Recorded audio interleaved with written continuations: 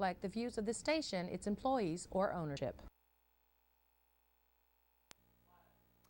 Good evening, everybody. This is What Does the Bible Say? My name is Caleb Robertson. I'm a Christian, which means I'm a member of the body of Christ, the Church of Christ.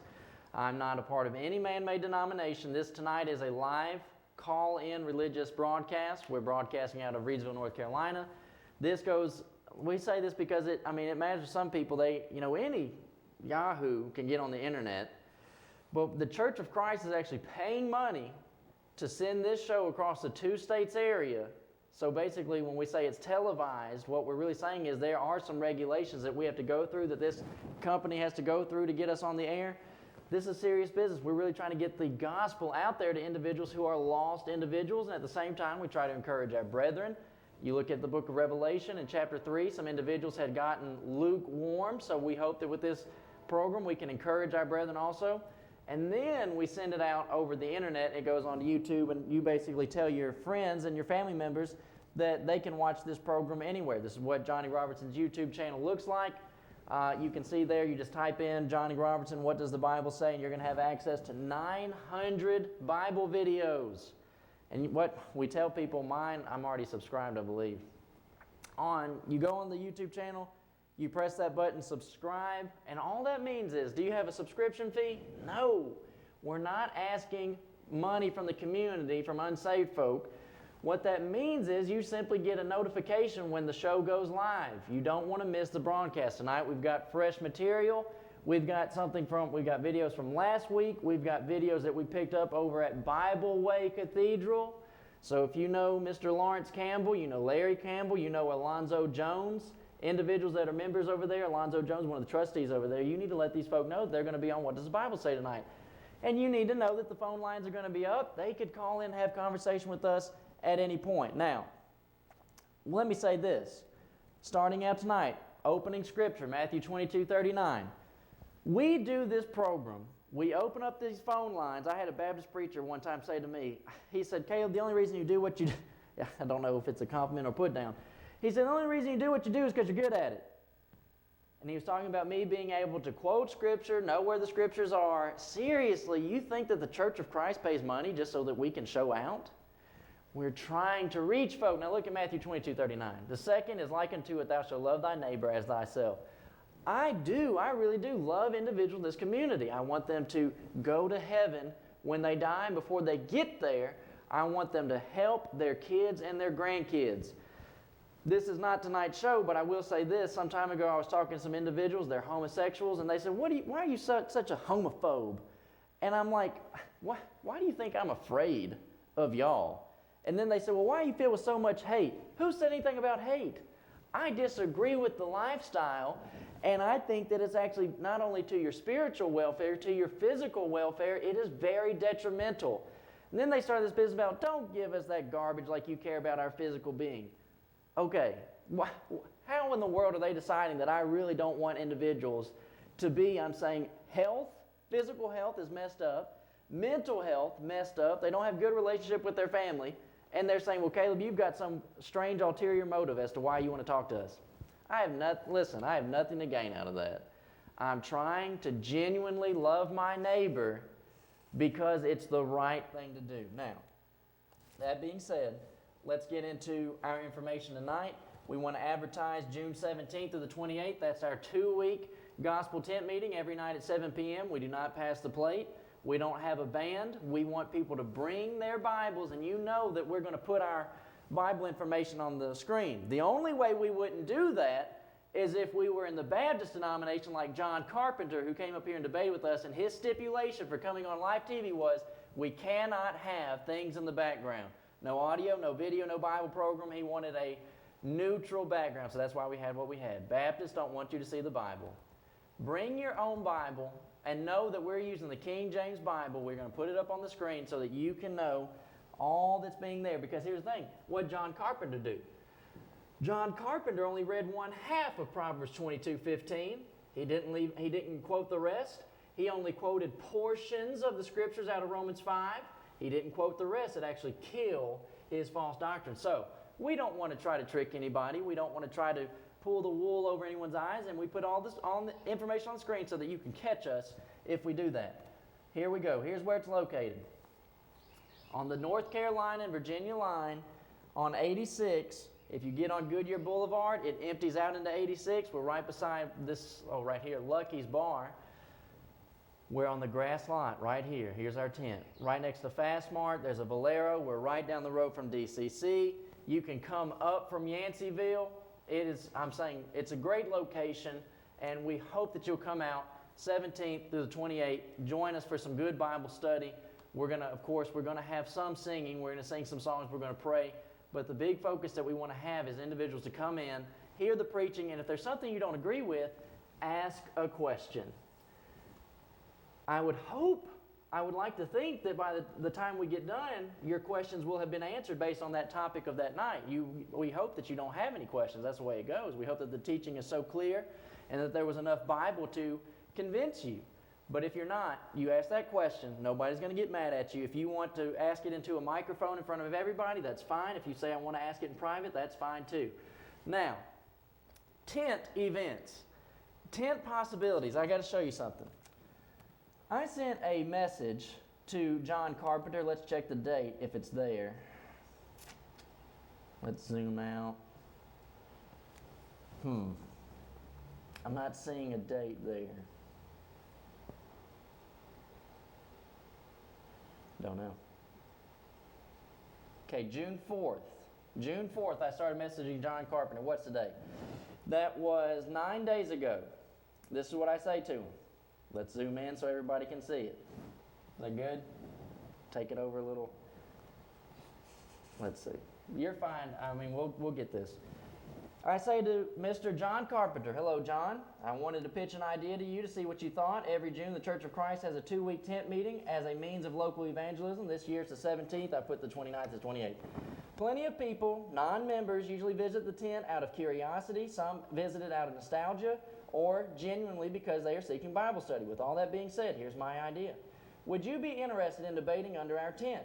You would have all the members of the Church of Christ there to hear your position. Any visitors that we had that night, plus anyone from your church could come, or anyone from the community that was not from your church, but they just want to support his position, they could come. When I say to him, it would be recorded and could be later televised. There would be a projector, a screen, and both of us to present slides and scriptures on. We have debated under the tent before, and I showed him a clip of what that looked like just so that he could have a reference. Now here's his response to me. This is all he says. Let's see.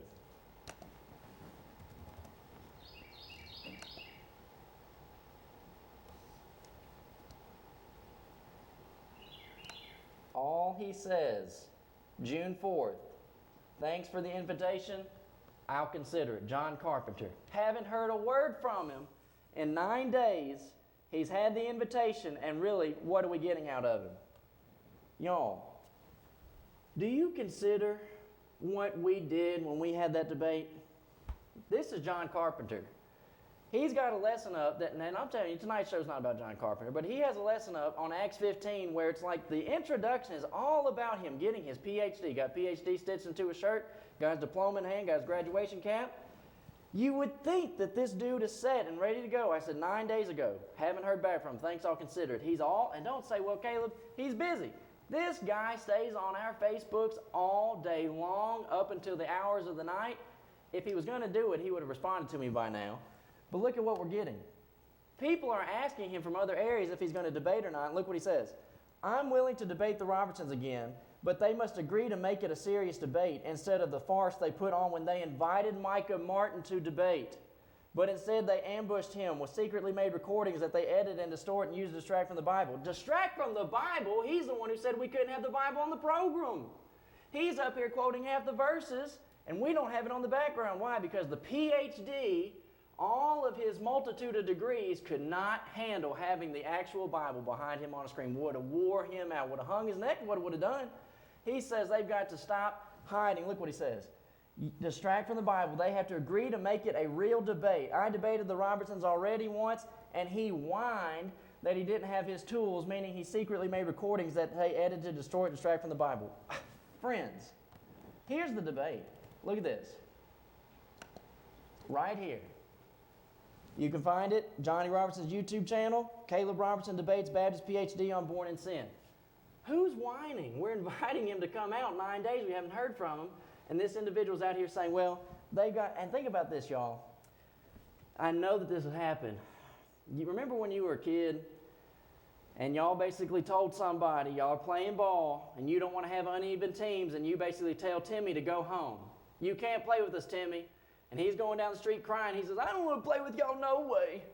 That's John Carpenter. John Carpenter is whining about Micah Martin's debate. John Carpenter wasn't even here for that. John Carpenter got a full 2-hour window to have a debate.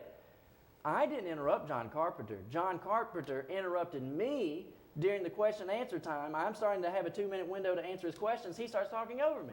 Closing statements. He starts taking more time than he was allotted.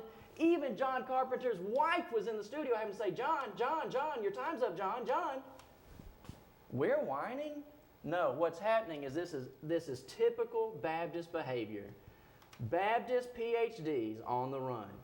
That's how it goes. Think about this now. You say, well, Caleb, I just don't know about that.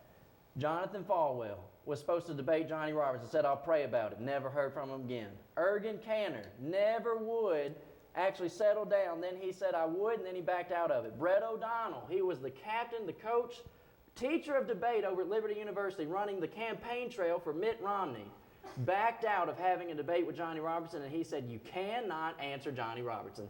Friends, it's not Johnny Robertson. It's the Bible. It is the Church of Christ that you read about in the Bible. Romans chapter 16, verse number 16, and we're going to get to Romans 15 and Romans 16 later on in our class, in our TV lesson. Think about this now. I'm saying a class. We're on TV. Look at this. I'm saying it's about to get a classroom in here because we're going to be in Isaiah chapter 11, and I just doubt that anybody's giving you detailed description about the prophecies and the fulfillment of them in the New Testament. That's exactly what we're going to get. Romans 16:16. Salute one another with a holy kiss. The churches of Christ salute you. Give $1,000 to anybody that can show me in the New Testament the Baptist church. Would you like to make $1,000 tonight with zero effort? Then show me the Baptist church in the New Testament. It's ridiculous. It's just ridiculous. But I'm saying you saw the message. You saw that I invited him to debate under the tent. He should know. I'm saying he's been going on our Facebook ever since the debate happened. Anthony Johnson watched the debate. Anthony Johnson knows that John Carpenter got a full 2 hours and that he's just, what, scared? I would say. He does not want the Bible program up. He doesn't want to hear his own self. Y'all ever heard the quote, the easiest way to make a monkey out of a man is to quote him? John Carpenter does not want to hear his own voice saying the horrible doctrines that he promoted that night. I have no problem with what I taught. And I would love to put the Bible behind here. I'd love for John Carpenter to come up under the tent, have a discussion with us. Hadn't heard from him in 9 days, and he's out here complaining about Micah Martin's debate. Micah Martin changed the debate format the day before we got going. He complained all the way getting up here. Micah Martin could have stayed, and he could have asked me his questions, but instead he acted like a 6-year-old, and he stormed out of here. Baptist behavior for you. What can I say? What is the Church of Christ behavior? Offer free airtime, offer our tent time for these individuals to come out and have this discussion. Now, we're having all that discussion. We want you to know that's the possibilities. Hearing a debate underneath the tent. Now, I tell you, it's nice. Oh, man. People are texting me right now saying John Carpenter's too busy swimming down at the YMCA to have this debate. I'm telling you, think about this. Here's the tent. 86, right across from Fastmart, right beside Lucky's. Man, think about what it would be like to sit in the audience of a debate where a real Christian is debating a Baptist PhD. And think what that would be like. You get to be seeing the truth on the screen. You get to be hearing the argumentation. You get to be there. Listen, I watch debates on TV, on the internet, what have you, but now you're getting an opportunity to be in the audience. And it's not going to cost you anything. So we want you to be there. Friends, let's jump into what our real discussion is tonight. Remember what we opened up with? Matthew 22:39. Love your neighbor as yourself. Tonight, when this show is done, when this program is done, what are you going to take away from it? We are supposed to love our neighbors. And y'all, when we get into Romans 15, I think that's going to solidify Matthew 22:39. So let's get into it. You already know what's coming, don't you? We're talking about what we had last week. You might say, Caleb, don't do this again. I tell you, I don't want to any more than you do. I wish we didn't have to deal with this 2019, but I'm telling you, this is a hate symbol. And please don't label me with these folk. Listen, everything's a hate symbol. Everything offends somebody. Look, this was built on hatred for your fellow man. That's just all there is to it. People out here, I'm saying I don't agree with socialism. And when young folks start trying to promote socialism and I say, look, man, capitalism has done pretty good for us, and they say, well, you're just hate-filled and blah, blah, blah. No, I am all for organized discussion. You know me, I don't like to agree to disagree. I think there are solid, absolute truths. And I'm saying, to study out history, you will find that it is an absolute truth that this flag is basically a symbol of hatred of your fellow man. We had somebody call in last week, and they said you can find quotes by Abraham Lincoln where he said the same thing about black folk that Alexander H. Stevens said. You might be able to find those quotes, but listen, I know that it was Abraham Lincoln who basically signed in the Emancipation Proclamation. He got us moving forward. Who in the world would say that when that document got signed, everything was perfect? Nobody's making that argument. I know basically that they put some loopholes in there, and then the black community still had a hard time. Listen, I'm not doubting all those things. I'm saying they're definite parts of history, but a definite part of history is that this is a symbol for hating your fellow man. I'm saying it is. We're going to show you that it is, but listen to our clips tonight. I'm really, y'all, Matthew 22:39, love your neighbor as yourself, okay? But here's the thing too. Really, I'm wanting to present why individuals need to get out of the Baptist denomination more than anything else. I'm going to be presenting the truth about the Lord's church, but I want to help because I love you, and you've got to have the truth in order to go to heaven. And in the Baptist denomination, you do not have the truth.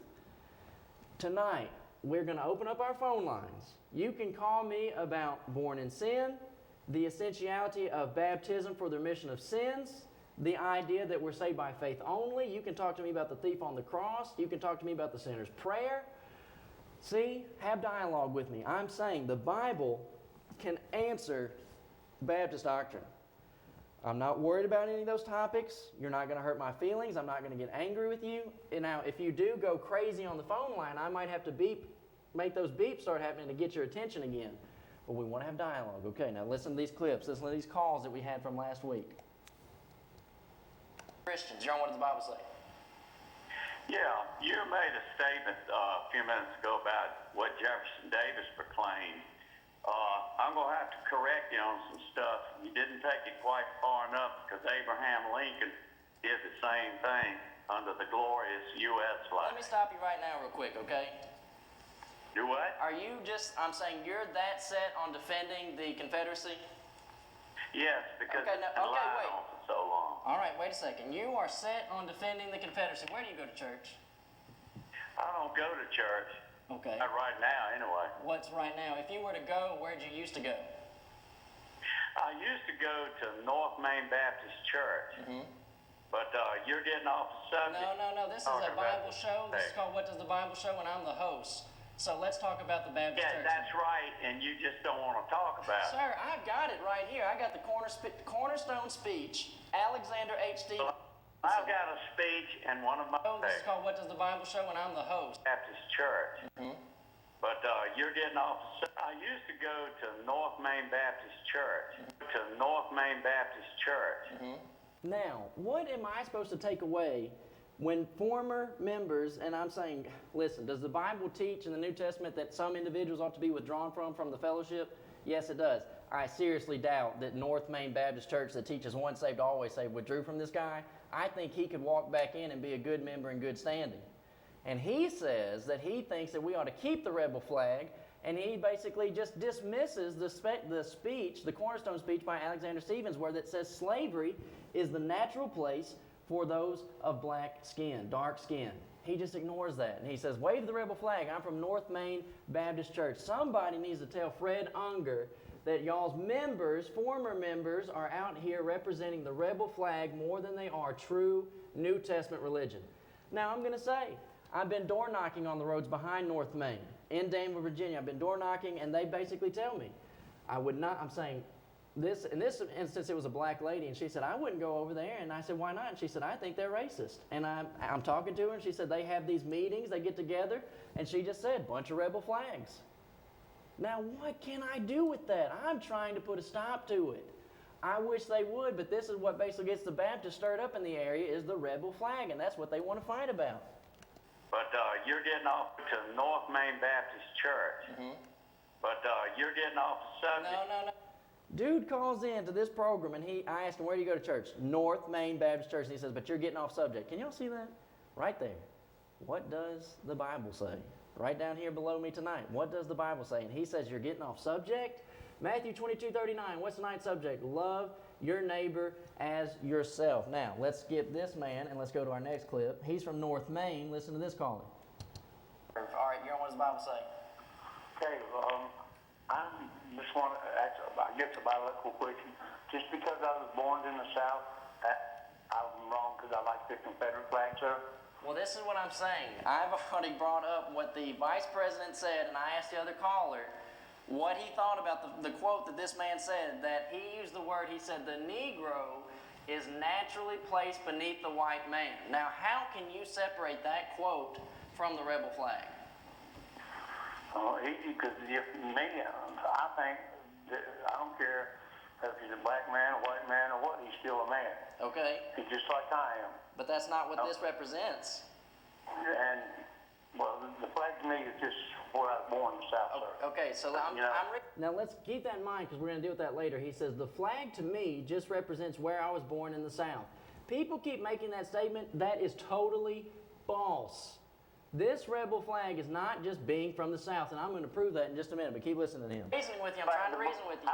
I'm not prejudiced or none of that, you know. Yeah. As long as we're doing what we're supposed to do right, I'm happy. Okay, so what if a German said, hey, a Jew is a man just like me, but I'm going to keep flying that swastika?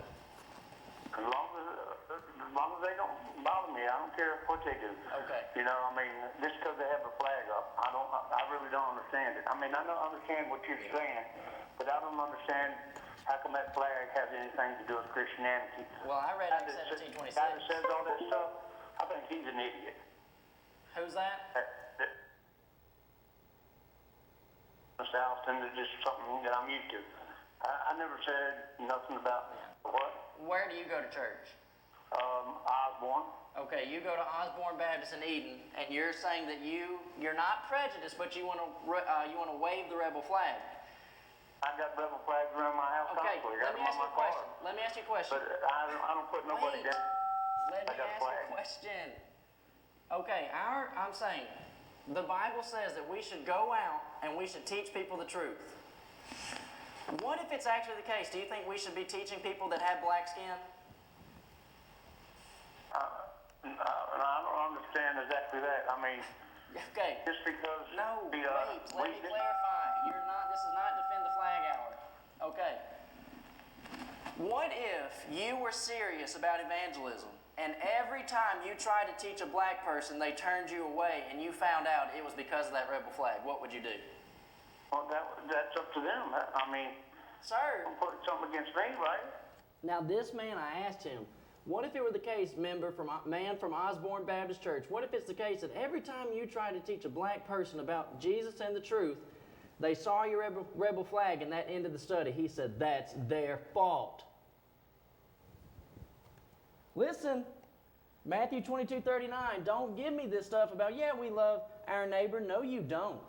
You do not love God. You do not love the church. You don't love the truth. You don't love your fellow neighbor. You are very, very selfish. You are selfish American. That's Caleb, what are you saying? We have all manner of opportunities and freedoms in this country, and you're holding on to that piece of fabric that has the background in the history of putting down your fellow man simply based on the color of his skin. And Osborne Baptist Church in Eden, North Carolina, and North Main Baptist in Danville, Virginia, their members are still supporting the idea that represents slavery. Well, no, we don't. We just like the flag. It's just based on the South. We are going to kill that. Going to kill it. Just based on the South. We just grew up here. I already said, look, y'all, I'm from the South. And my dad, I was listening to a sermon that he did under a tent. He's talking about people in the Appalachians, and then he starts talking about people that are Yankees. And then he said, well, wait a minute. He said, before I even moved up to Virginia, I'm from Texas, I thought Virginians were Yankees. They're from the deep South. I don't care a thing about the rebel flag. You know why? I'm a Christian. Acts 17:26, we are all made of one blood by God. Skin color doesn't matter. And I'll say this. These pictures, I'm saying Baptist now. Come on now. Y'all look at these pictures. You got blonde-haired, blue-eyed Jesus. Don't you know that's not Jesus? I don't really care what he looks like. Isaiah 53 said he wasn't a good-looking man anyway. I'm not looking at the body. I'm thinking about what he did for us. I'm trying to have proper New Testament faith.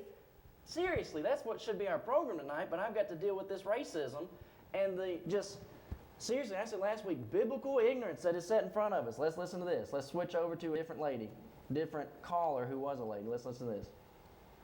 He says, it's just where I came from. And you actually heard him also say that he wouldn't have a problem with people flying the rebel Nazi flag. Listen to this. All right, you want to talk about something besides the rebel flag? Hello, you're on live. All right, it's me again. Okay, I have another call. You're on What Does the Bible Say? You there? Hello, you're live. Go ahead and turn your TV down, okay? Okay. Okay, but you're on live with me. This is Caleb. Okay. You know, you don't have to Christian and go to church and, in order to go to heaven or hell. Okay, what? I was brought up, no matter how good you are, that you're supposed to go to one or the other. Okay. But, it's more hypocrites in church than it is walking the street. And then, he's going to criticize people about you're going to criticize people about the Confederate flag, for people fought Okay. for our rights and stuff. No, ma'am, they were not fighting for our rights, but I want to ask you a question. You just said that, church, wait a second, I want to talk to you too. You said that church is filled with hypocrites, therefore a lot of people don't go, right? Well, yeah. Okay, all right, here's my follow-up question. Where do you go when you're sick? Where do I go when I'm sick? Yeah. I go to the hospital. Well, Okay. you know where I go? Isn't that where the most sick people are? No, honey. I go to the Lord and I pray. Now, this is what I'm saying. She is a Baptist. She's going to tell us she goes to the Baptist church in just a moment. When she caught on to what we were doing, I'm saying this is my point with this lady. I'm not trying to be ugly to this lady because it basically represents the Baptist denomination as a whole. Y'all don't know the Bible. Did you hear how she started out that phone call? She said, look, it doesn't matter if you go to church or not. Okay, strike one. I'm not about to let this lady, guide our minds in decision making when she doesn't know the basics of the Bible. Look at 1 Corinthians chapter 11, verse number 17. Look at this. Now, in this that I declare unto you, I praise you not, that you come together not for the better, but for the worse. Look at verse 18. For first of all, when you come together in the church, that's not the building. The church is never the building. It's the assembly of believers. When you come together in the church, the assembly. Look, he says, I hear there are divisions among you, and I partly believe it. For there must also be heresies among you, that they which are approved may be manifest among you. Now look at this. When you come together, therefore, into one place, what are they trying to do? They are there to take the Lord's Supper. If you don't assemble, you don't take the Lord's Supper. 1 Corinthians 16, look at this. Does the Church of Christ ask money from non-Christians? No, we don't. I'm not about to ask for money tonight. But look at this. Christians have a command to give. Now, concerning the collection for the saints, as I give order to the churches of Galatia, even so do you. Upon the first day of the week, let every one of you lay by in store as God has prospered him. You don't attend, you don't fulfill the New Testament command. This lady called in and said, well, you don't even have to go to church. What are you talking about?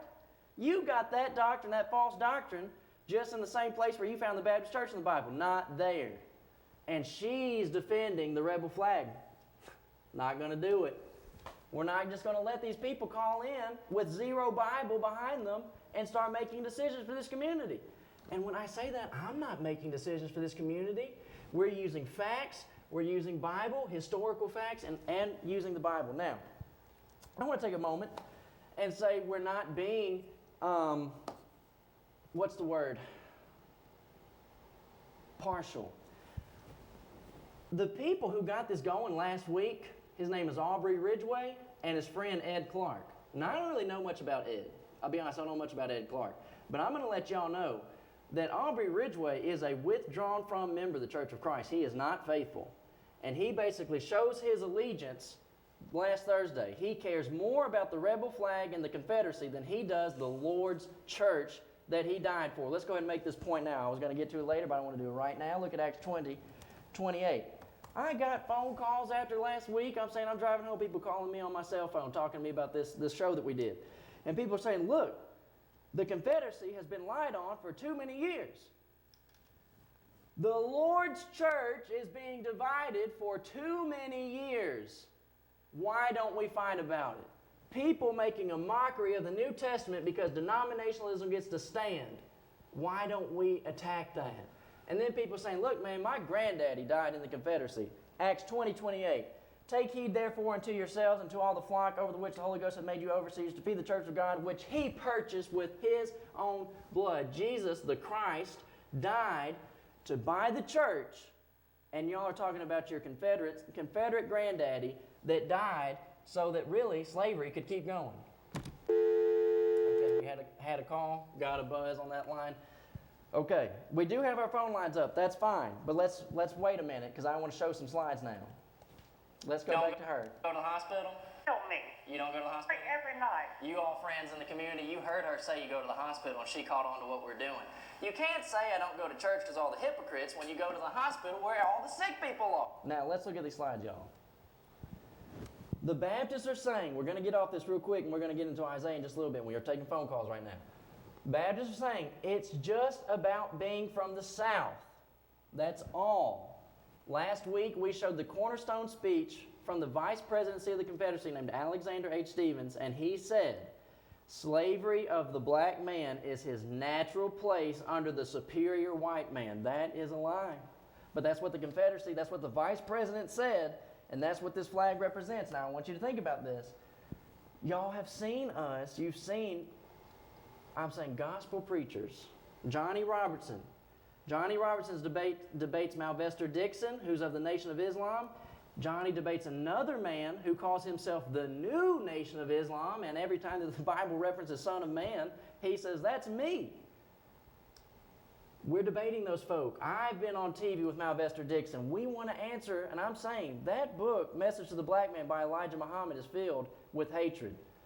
Elijah Muhammad is teaching individuals that we should basically have a civil war again between the white community and the black community, full separation. At this point in time, why can't we just say, quote, the melting pot, and we're really going to make the best out of what we got right now and move forward? But Message of the Black Man says we need to have a full-out war that actually ends in the destruction of the whole entirety of the white community. Can I separate Elijah Muhammad's idea from their flag? Now, someone might be saying, isn't that the flag for Turkey? It's backwards. The crescent moon of Elijah Muhammad and the Nation of Islam, basically it is a flag, it's a national flag, but it's turned backwards. But when you recognize, does this represent the Nation of Islam? Yes, it does. When you see this flag and Louis Farrakhan is flying it, or the flag is framed behind Louis Farrakhan, you know that that's a symbol of hatred and racism. That whole book by Elijah Muhammad says the white people are nothing but a lying group of devils and that we should be destroyed. Now, I got to say to y'all, friends, we talked about not being partial. I got to say, I went to see Lawrence G. Campbell at Bible Way. I don't think Lawrence G. Campbell is helping things either. Hello, you know what does the Bible say? I just want to let this young man know that he knows nothing about U.S. history. Do you want to talk about the church? Is this Aubrey Ridgway? No, this is his nephew. Okay. So, where do you go to church? I go to church at Church of Christ. Where? Which location, which congregation of the Church of Christ? Iris Lane. Iris Lane. You talking about North Danville? That's correct. Do y'all have a piano in your worship? I beg your pardon? Do y'all have a piano in your worship? Yeah, we got a full bass orchestra over there, actually. Okay, you're Aubrey Ridgway's nephew. I'm asking your name. What's your name? My name is Ray. Ray. So we got Aubrey Ridgway's nephew Ray on the phone, who is a unfaithful member of the body, and really I wouldn't even constitute them as the body of Christ. They don't practice New Testament doctrine. Can you show me, Mr. Ray? Mr. Ray. Individual. Mr. Ray, can you show me where the New Testament church worshiped with mechanical instruments and music? I can't remember where it's located, to be honest with you. It's I was not just there. trying to figure out why is it you're so hostile towards people, human beings, and you claim to be a gospel preacher. So, I don't hostile. understand. I'm just trying to figure it out. Okay, was I'm Alexander really H. confused Stevens? as a young person. Was Alexander H. You Stevens are. hostile towards black people? I beg your pardon? Was Alexander H. Stevens hostile towards black people? His statement was true, and Mr. Lincoln agreed with it. Wow. We studied the history, Oh, and there's so much history about that subject, it is hard to believe, really, but that's exactly the truth about it. 1865, he made that statement. And okay. Now, I'm going to let you Lincoln backed go. it up. I'm going to let you I go. can't do anything about U.S. history, what took place 200 years ago. Okay. But Hey, that's just the way it now is. this is what my advice to you. You buy airtime from Charles Rourke, and Okay. you give a full history lesson on the Confederate flag. Now he hung up, but that's fine. Did y'all hear that? He just said that Alexander H. Stevens' quote was the truth, and Alexander H. Stevens said that the black man's natural place is to be a slave to the white man. Oh, and that's from, I'm saying, I will tell you, the North Danville Church of Christ is not the New Testament Church of Christ. He just said they got a full orchestra. I asked, you got a piano in your worship? He said, we got a full orchestra. Where's that in the New Testament? Well, I can't remember that right now, but buddy, he's ready to go on Civil War history, doesn't know a lick about the Bible. Don't go down, I think he said Iris Lane. They're just a man-made denomination. Dishwater, they're not going to heaven. They're not helping the cause of Christ at all. And he's talking about, well, I don't understand why you're so hostile. Here we go.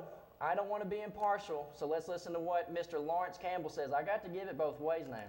Okay, I very much appreciate your efforts during the civil rights movement. I want to say that before I get started. Thank you. Just the other night on TV, I said that individuals who call themselves white Christians need to stop waving the rebel flag. I do believe that that's a sign of aggression. I wish it would stop.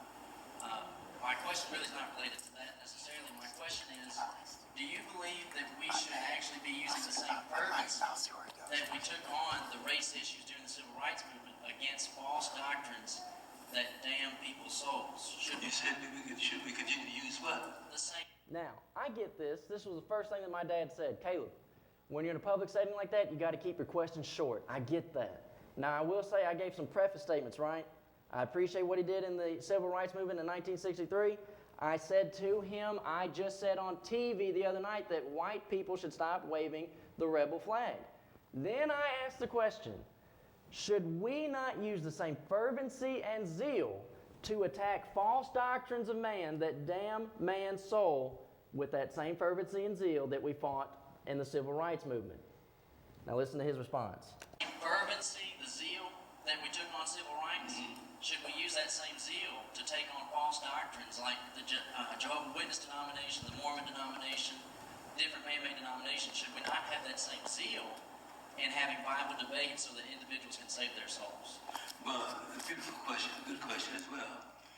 I think that for that situation, talking about the Confederate flag, black folk are not waving the Confederate flag. You need to take that message to the white folk. I did. I said it to the white Baptists in this area. I said white. You said it to the Methodists. Yes. Yes, sir. I said I don't fly the flag. I mean, you start hearing oohs in there. I said, I took it to the white people who call themselves white Christians need to stop waving the rebel flag. And he said it's a good question, so it makes me wonder, was he really listening to me? He said, well, he said, black folk don't wave the rebel flag, you need to take that to the white folk. And then I said, well, I told white Baptists, stop waving the rebel flag. Well, did you say it to the Methodists? I'm talking to anybody in the two states area, plus I'm saying the 1,700,000 views that Johnny Robertson has on his YouTube, quit waving the rebel flag. Now, my real question, should we not be attacking false doctrine with fervency and zeal the same way that people did during the 1960s? I'm saying there were black men and women who had hot coffee thrown in their face, sprayed down with fire hoses, chewed up by German shepherds. Look, I don't know the half of it. They said the other night, I'm saying, some police officer hit a black lady so hard that it busted her breast. The horrific damage that was done, I can't even describe. But now we're at the point where I'm asking the question, what do we do about people that are actually sending other men and women to eternal destruction in hell. I'm not trying to belittle the civil rights movement, not at all. But if we're going to be realistic here, hell is worse. And I'm saying there's some people that could call up right now and say, Caleb, we were living in hell. I have no clue. I have no clue how bad it was. But I've got to tell you, friend, my neighbor, I'm saying my elder, that's not hell. Hell does not end. Hell will be unbearable. I am saying, with as much respect as I can to Mr. Campbell and his wife, he said they beat his wife. But that day, that night, they get to go home, and you might be saying, Caleb, what does that mean? I'm saying they had each other. In hell, you're not going to get to enjoy and appreciate the companionship of your family members. There will be no comforts there. Anything that you had comfort, I'm saying in the civil rights movement during the 1960s, did they sit down? I'm saying if Mr. Campbell was sitting with Martin Luther King, did they discuss the light at the end of the tunnel? Did they say, well, look, that might be another 20 years away, but it's a light. There is no light in hell. And in Matthew 22:39, if I love my neighbors, I've got to say this.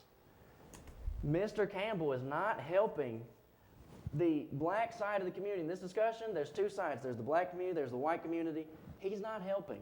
Because listen to what he's going to go on to say. I said that white Baptists need to quit flying that flag. Well, the thing about it, the white church has been hypocritical anyway. Because even in 63, he says that the white church is hypocritical.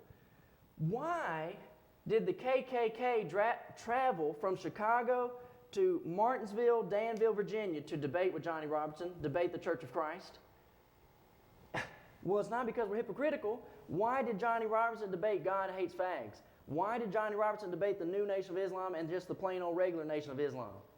Because we love our fellow man, and we want to dispense the truth, and we want to shut down false doctrine. Now, let's really talk about this now. What's Mr. Campbell doing? Mr. Campbell is living in an $800,000 house, driving a Bentley, all off the backs of the people in that community. He wouldn't be there if it weren't for their tithe money. When we're looking at this, how is it the case that nobody, I'm saying, do you think the members at Bible Way are living like Mr. Campbell? And this stuff about, listen, he is teaching people false doctrine. He's not an apostle. He's not a qualified New Testament bishop. So what are we doing here? You know, what does the Bible say?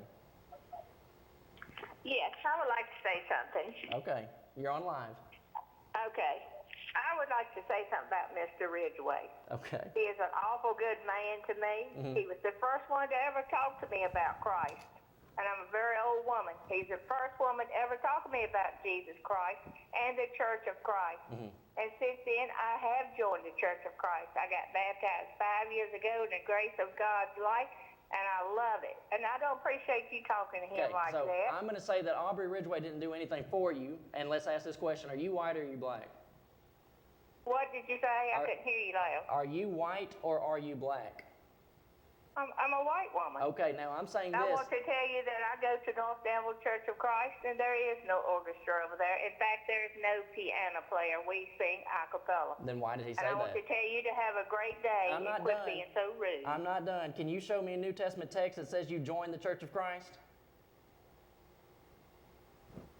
Aubrey Ridgway didn't help her. She talked about, I joined the Church of Christ 5 years ago. You didn't do nothing. There's no New Testament text where individuals talk about joining the Church of Christ. You can join a man-made denomination. Acts 2:47, the Lord. Now, somebody might be saying, look, Acts 2, verse number 47. Let's get this. Praising God, having favor with all the people, and the Lord added to the church daily such as should be saved. She calls in to defend Aubrey Ridgway. How about we defend the church? Aubrey Ridgway's not worried about defending the church. He's worried about the rebel flag, Alexander H. Stephens. Now, you heard that. Aubrey Ridgway says, well, Alexander H. Stephens was right when he said that the black man should be in slavery. And who do we get?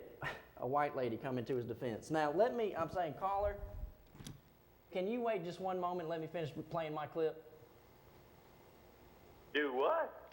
I want to finish playing my clip. Can you wait, and then we'll get to your phone call? All right. Okay. The white church did not encourage nor participate in public accommodation, public education, anything that, and incidentally, That's how Jerry Falwell started at Liberty University, because he was a believer in massive resistance. And because of that, the cryptic coded language that he used, he got those rednecks to support him. That's how Jerry Falwell started at Liberty University, because he was a believer in massive resistance. And because of that, the cryptic coded language that he used, he got those rednecks. That's how Jerry Falwell started at Liberty University, because he was a believer in massive resistance. And because of that, the cryptic coded language that he used, he got those rednecks to support him. And therefore he started the Christian, and the same thing in Danville. The Christian schools did not become as favorable as they were because of the fact that they took advantage of fighting against integration. And Reverend Barber was one of the key ones with it. I think he had about the largest school here. That they took advantage of fighting against integration. And Reverend Barber was one of the key ones with it. And Reverend Barber was one of the key ones with it. And Reverend Barber was one of the key ones with it. So according to Lawrence Campbell, how did Jerry Falwell start Liberty University? Jerry Falwell used cryptic coded language. He gathered up a whole bunch of rednecks and they started Liberty University. And he says, Lawrence Campbell says, R.J. Barber helped him out. Now, both those men are dead. Jerry Falwell, dead. R.J. Barber, dead. Why does Lawrence Campbell, why does he not talk with living people about fixing the problems that remain? But instead, I'm saying he said Jerry Falwell is using cryptic coded language. What am I supposed to make? Now, you know I don't care a thing about Liberty University. I don't care a thing about Thomas Road Baptist. I don't care a thing about R.J. Barber's Baptist denomination. All Baptist denominations are false. They're not biblical. But what am I supposed to make out of it when I go in and hear this discussion? He said nothing but a bunch of rednecks. Is nobody trying? He says the white church is hypocritical. Church of Christ is not. And I now have to basically preface that. The congregation of the Church of Christ at 823 Starling Avenue, Martinsville, Virginia, and 120 American Legion Boulevard in Danville, Virginia, we're not hypocritical. You could go to both those congregations, and both of them are 50% black. You're on What Does the Bible Say? It's me again, Caleb. Okay, do you have a point? I've only got 13 minutes. Let's get moving. Well, you are not telling the truth. Okay, do you want to talk about the Bible? Let me ask you, which flag flew over the slave tell us your ship? name. Tell us your name. Who this is? This is Ed Clark. Okay, Ed Clark. My advice to you is buy TV time from Charles Rourke. You and Aubrey Ridgway. You and Aubrey Ridgway can do a 2-hour special on the history of the rebel flag. Y'all do it. Good night. Friends, I'm doing both sides of the field here. White Baptists need to drop that rebel flag. When I go out, and y'all, this is not all the footage that we have from Lawrence Campbell. This is not all that Lawrence Campbell said at Bible Way or at the Averett Library the next day. He said a whole lot. Now, I want you to think about this. I can't separate hatred from the Nation of Islam. I won't be able to separate the ideals and the hatred of the Nation of Islam from that flag. I won't be able to separate the hatred and the ideals from that flag. Think about this, friends. What if we converted a homosexual man to the truth? He stopped living as a homosexual. He realized, he said, look, that is sinful. It's a bad lifestyle. It's ungodly, and I cannot influence people that way anymore. But look what he says. What if a man repents of homosexuality and he flies the homosexual flag just to say in solidarity of his old friends who are still fighting for the homosexual agenda? Can he do that? No, he can't. You know full well that they cannot. An individual who says, I'm repenting of homosexuality, I'm going to obey the gospel, they cannot lend a helping hand backwards to the homosexual community. It doesn't matter. He could say, I know how tough it is back there. You can't fly the homosexual flag in support of a sinful lifestyle. We all get that. I'm saying these guys calling in tonight about the rebel flag, they don't want to see this flying. They don't want to see homosexual solidarity. I don't want to see racist solidarity with the rebel flag. Now, here's my point. Look at this, y'all. Alexander H. Stevens, Cornerstone speech, he says that the natural place for the black man is underneath the superior white man. Now, the Baptists are the only one defending that right now in this community. The Church of Christ is saying that's a horrible teaching and it's not the truth. We're not flying the rebel flag, members of the Church of Christ. Now, here's my thing, y'all. People are calling in, they're saying, well, it's just about being from the South. Here we go. It's just about being from the South. Okay, Montgomery, Alabama, 1963. We want a white school.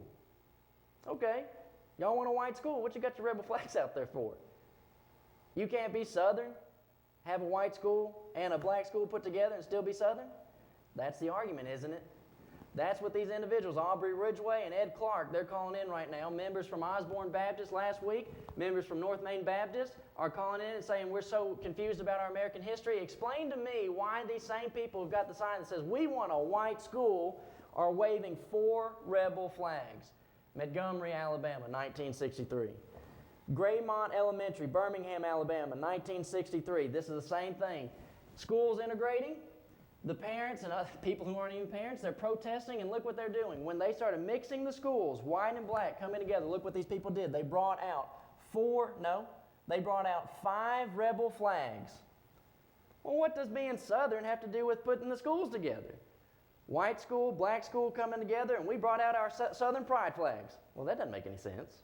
Y'all just proud to be Southern on the day that we're introducing the black kids with the white kids? Anybody that's honest knows what's going on here. That, in the 60s, was a symbol of hating your fellow man. And Matthew 22:39 says, love your fellow man as yourself. 1963, Graymont Elementary, Birmingham, Alabama, 5 rebel flags. Why? We don't want those black kids coming in our white school. Well, Aubrey Ridgway and Ed Clark and Osborne Baptist in North Main say, well, they're just proud to be Southern that day. Give me a break. Selma, Alabama, 1965. You got the picket lines. You got these individuals, these government officials right there on his hat, on his helmet. You think none of these people in the crowd, you think this young black lady, she's not Southern? Where's her rebel flag? Come on now. What do y'all want to do with this rebel flag, 2019? You don't want to let a black man come in and get coffee at the counter beside you? What's up? What are we really trying to get at here? I'm saying we just had the caller say Alexander H. Stephens was not wrong when he said that black people belong to be in slavery. He said that was a true statement. Is that what y'all want to bring back? You wave that flag really proud over with the Baptist denomination? And I'm saying the group over on Iris Lane with Aubrey Ridgway, y'all waving the rebel flag? Why? Selma, Alabama. We all know the events that took place in Selma, Alabama, and I'm saying, where is her, quote, Southern pride flag? Now, here's my point. Washington, D.C., 1963. We march for higher minimum wages. Look what all they else say. We march for effective civil rights laws now. Now, look at this. Effective civil rights laws. You can tell on the screen. These are all people of the black community, and in our red circle, we have 2 white men. Where's their Southern pride flag? Where's their rebel flag? You got 2 men peppered into this black audience, and they don't have their rebel flag. Well, don't we still qualify Washington, D.C. as part of the South? Don't we get to have Southern pride while we say, look, they got a banner that says, we want effective civil rights laws now? Well, that doesn't mean you can't have Southern pride. Everybody in the 1960s knew what that flag represents. You all know what it represents today, but you're just being dishonest. Washington, D.C., 1960. Students United for Human Dignity. Now, demonstrate for agreement with Southern sit-ins. All these kids are white, not one rebel flag. You think none of these kids were Southern? They don't have Southern pride? They don't have hatred, is what it is. Now, here's my point. Chicago, August 5th, 1966. Look at what these white kids' sign says. The only way to end niggers is exterminate. Rebel flag right there, big as Dallas. Now, don't give me this garbage that it's about being in the South. I've never heard anybody qualify Chicago, Illinois as the South. This is all about hating your fellow man based on his skin color that he can't even help. And I'm saying, ignorant of folk of the Bible. They're saying, Caleb, you don't know American history. You don't know the Bible, and you don't care to know the Bible. Don't give me this stuff about, well, we're just proud of the South. Chicago, Illinois. Look what that flag is right next to. You hate your fellow man. You do not love the truth. You don't love the church. Look at this. Now, I'm saying, here's the difference. This is a young, black child, and look what he's got. American flag. I'm saying, look at it, same black child, what are they doing? White policeman ripping the American flag out of his hand. That's the rebel flag. It's not about being Southern. Alexander H. Stevens, the vice presidency of the Confederacy, said it was all about slavery. Hello. Caleb. Yes. I would like for Glenn Allen to tell us if Aubrey Ridgeway is really over at North Danville Church of Christ. Yeah. And be honest about whether or not they would use the piano if they had a piano player. Okay. All right. All right, that's enough. I think they heard it, right? Yeah. Okay, thank you. Now, here's my point as we conclude. This is awful. You saw it. You know the rebel flag, I'm saying, in all these 1960s demonstrations absolutely was tied to racism. It was founded with racism, I'm saying, for the vice president of the Confederacy. And I'm saying the people right now that are defending it are Baptists and wannabe Baptists. And I'm talking about Iris Lane, wannabe Baptists. Well, how about this? Well, it's just a piece of fabric, and the caller from Osborne Baptist said they ought to just get over it. Why can't you get over it and drop this dumb piece of fabric? I got 4 minutes left tonight, y'all. Did you know that there is a flag in the Bible? It's not the rebel flag. It's not the American flag. You've heard me on this program before. Look, being American isn't end all be all. Get your Bible, look at Isaiah chapter 11. And I'm saying we're going to give you some points to show that this is New Testament doctrine prophesied by Isaiah. He says, "And there shall come forth a rod out of the stem of Jesse, a branch shall grow out of his roots." Who's Jesse? Look what Acts 13:22 says. "And when he had removed him, he raised up unto them David to be their king, to whom he also gave testimony, and said, I have found David, the son of Jesse, a man after my own heart, which shall fulfill all my will." And the next verse, 23 in Acts 13, says that Jesus is that son of David, son of Jesse. He's our king. Now, I'm saying I value Jesus the Christ over Donald Trump being president of the United States of America. I do not care about that stuff. I don't know why our Baptist neighbors, and I'm saying our Baptist neighbors because they are not my brothers in Christ, I don't know why they're so stuck on this. Look at Isaiah 11. It's pointing to Jesus. Isaiah 11:2. "And the Spirit of the Lord shall rest upon him, and the Spirit of wisdom and understanding, and the Spirit of counsel and might, and the Spirit of knowledge, and the fear of the Lord." And Jesus, when he was baptized, connect that to Matthew 3:16. "And Jesus, when he was baptized, went up straightway out of the water, and lo, the heavens were opened unto him, and he saw the Spirit of God descending like a dove and lighting upon him." These references in Isaiah 11, they point to Jesus. Isaiah 11:3, "And he shall make him quick of understanding in the fear of the Lord. He shall not judge after the sight of his eyes, neither reprove after the hearing of his ears." And that's exactly what he says in John 8:15. In John 8:15, he tells that crowd of Jews, "Y'all judge after the flesh, I judge no man." That is not to say that Jesus never judged something to be right or wrong. He's saying, I don't judge the way that y'all do, which is the way that Isaiah said he would not judge, not after sight, out of seeing these individuals, but based upon their actions. Isaiah 11:6, "The wolf also shall dwell with the lamb, the leopard shall lie down with the kid, and the calf and the young lion, and the fatling together, and the little child shall lead them." This is not talking about, I know y'all have all seen that painting where all the animals get together. It's not what it's talking about. Look at Acts 9:26. What did he say? What did Jesus say? "I send you out like lambs amongst the wolves." And what happened? Saul, the biggest persecutor they had, it said he made havoc of the church. And when Saul was come to Jerusalem, he essayed to join himself to the disciples, but they were all afraid of him and believed not that he was a disciple. Next verse, Barnabas brings him in. He has full fellowship with the body of Christ. Now, earlier someone said join the church. He's already a baptized Christian. He has already, Acts 2:47, been added. He is coming to a group of individuals that don't know him. That's not what that lady caller was talking about. Now, here's our point. Here's our real driving point tonight.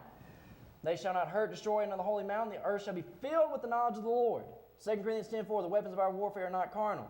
Colossians 1:23, "They have preached to every creature which is under heaven, whereof I, Paul, am made a minister." Here's our point.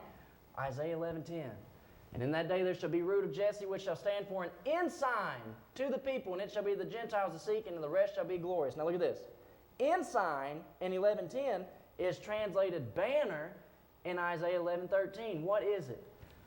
The symbol, the flag, the banner that we should be getting behind is Christ and His church. And friends, this is quoted in Romans chapter 15, verses 8 through 12. And what does Romans 15 say?